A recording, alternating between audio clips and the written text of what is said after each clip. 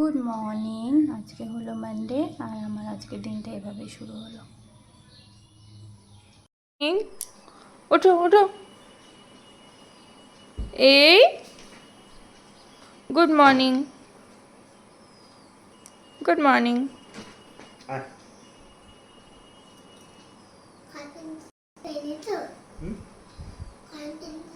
Colour পেন্সিলটা দিয়ে দাও ওর হাতে, দেখাচ্ছি।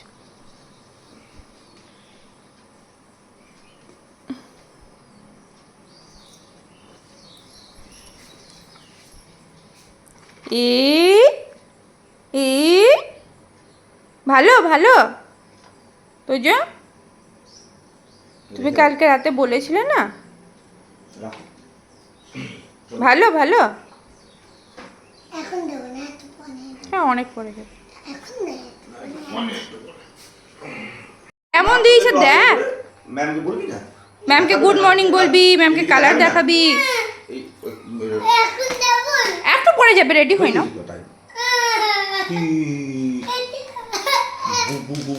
হবে তো, মজা হবে দেখবে। কেন যাবে না, মজা হবে। ওখানে কত খেলার জায়গা তুমি তো জানো, তুমি তো যাও, তোমার ফ্রেন্ডগুলো আছে। তাড়াতাড়ি ছুটি হয়ে যাবে তো।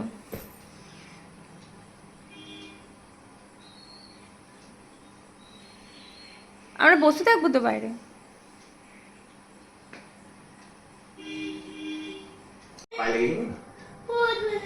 এই জুতোটা কি বলতো বেটা, এই জুতো ওটা এখন ঘরে, ওটা ঘরে এসে পড়বে। উইন্টার যখন হবে তখন পড়বে। ও আচ্ছা, ওই জুতোগুলো তো পড়তে হয় না, ওই জুতোগুলো তো না পড়লেও হয়। এখন রেনি সিজন না, এখন কি সিজন? কিন্তু উইন্টার হয়ে গেলে আর তখন তোমার সবসময় জুতোগুলো মজা করে থাকতে হবে। তুমি অনেকদিন পর সকাল সকাল আবার স্কুলের রাস্তায় মানে ভাবলাম আমার মনে ঠিক থাকে বিয়ে বাড়ির জন্য। তো যাই হোক, তারপরে বিয়ের পরেই ও ডায়রিয়া হয়ে গেছিলো, হসপিটালে অ্যাডমিট ছিল, স্কুল আসতে পারেনি। আজকে এখন স্কুল আসতে চাইছিল না, অনেক দিন গ্যাপ হয়ে গেছে, কিছুতে আসছিল না। কিন্তু ঘরেও সারাদিন ও খুব হচ্ছে, কোথাও না কোথাও গিয়ে স্কুলটাকে মিসও করছে। কিন্তু যেটা হয় আর কি বাচ্চাদের, যাই হোক ওকে মনটা খারাপ লাগছিল। ঘরে এসে আজকে সোমবার স্নান টান করে শিবের পুজো করে নিলাম। আজকে আমি ভেবেছি যে আমাদের এখানে পাণ্ডমণি মন্দির আছে, পাণ্ডমণি মন্দিরের নাম অনুযায়ী পাণ্ডবেশ্বরের নাম পাণ্ডবেশ্বর।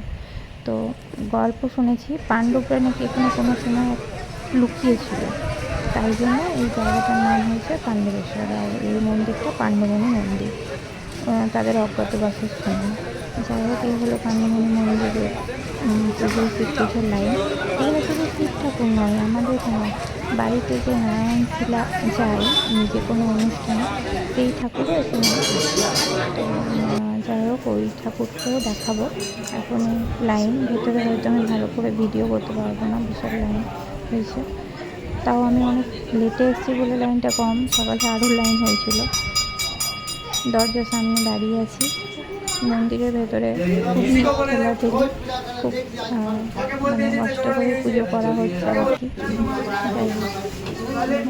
সোমবার অনেক দিন আমার আশাই হয়নি, আমার শ্রাবণ মাসে প্রতিটা সোমবারেই আসি, কিন্তু এবার আমার আশাই হয়নি, ছেলে ছাড়ছিলই না।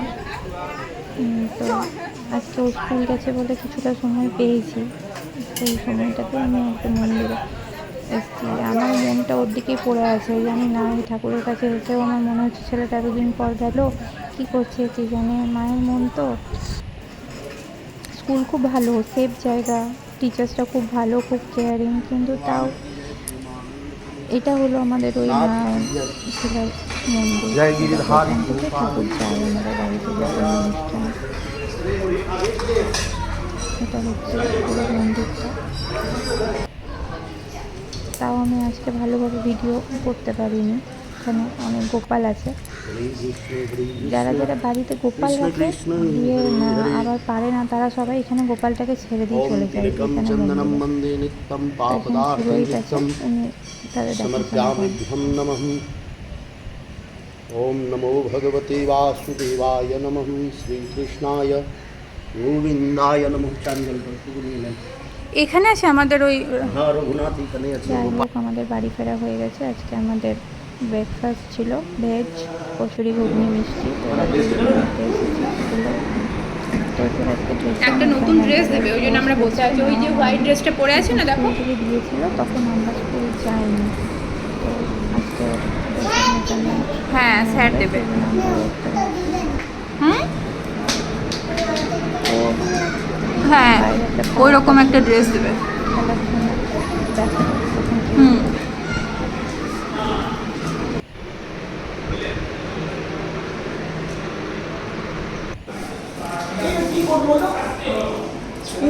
এই দেখো দেখো ড্রেসের মাপটা নেবে।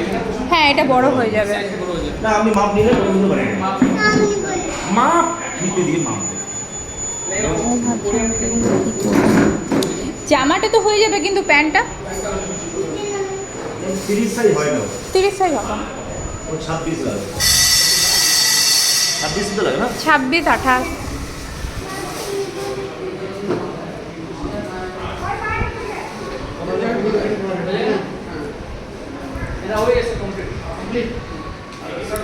যাই হোক ড্রেসের মাপ দেওয়া হয়ে গেল। এবার তো এখানে তো একটু খেলবে। এই জায়গাটা একদম পুরো কাদা হয়ে গেছে, বর্ষাকাল তো এই জায়গাটা একটু প্রবলেম হচ্ছে। স্কুলটাও নতুন, এখনও সব জায়গায় ঠিক করা হয়নি। তো এবার আমরা বাড়ি এলাম। বাড়ি এসে ওই কালার পেন্সিলগুলো নিয়ে শুরু করেছে গোটা বেডশিটটা। দেখো পার্সেলটা দেখো। আমার একটা পার্সেল এসেছিল, আমি সেটা খুলে নিচ্ছি, সেটার জন্য ওয়েট করছিলাম। না না ও গাড়ি খুব নেই। ভালোবাসে এইসব এটা মামার খুলতে, জিনিস। কাটতে দেখতে। দাঁড়া বাবা কাটাকাটা তো করো। আমি এটা চেষ্টা তোমার করি নয় যখনই, বেটা। কোনো পার্সেল আসে আমি ওয়েট করি ওর না। কাছে না থাকে। না জামা টামা না। না না না জামা ওই সব ওর সাথে শেয়ার করি। একটা কাজের কিছুটা জিনিস। হলেও একটু আনন্দ পাই, যদিও এটা ওর কাছে জিনিস নয়।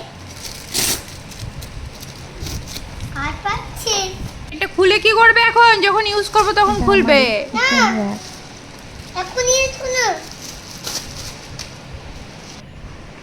তো যে তোমাকে আমি বেডে কালার করতে বারণ করলাম না, কেন করলে বেডে? বাবা রে, ঘরে এরকম করেছিস?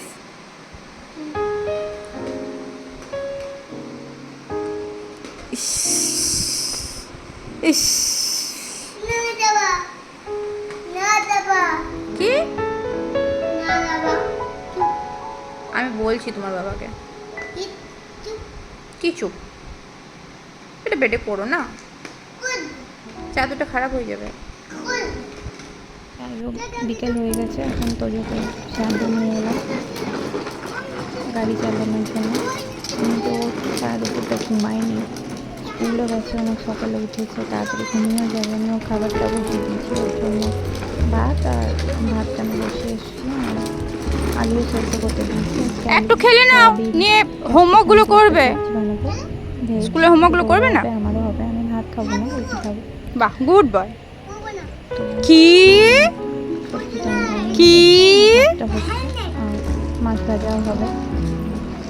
আমাদের পুকুরে সবসময় বলতে মাছ ধরতে গেলে ওয়েট করে বসে আছে যে কখন মাছটা আসবে, গরম গরম ভাজবে। এই আজকে সবজি ভেজ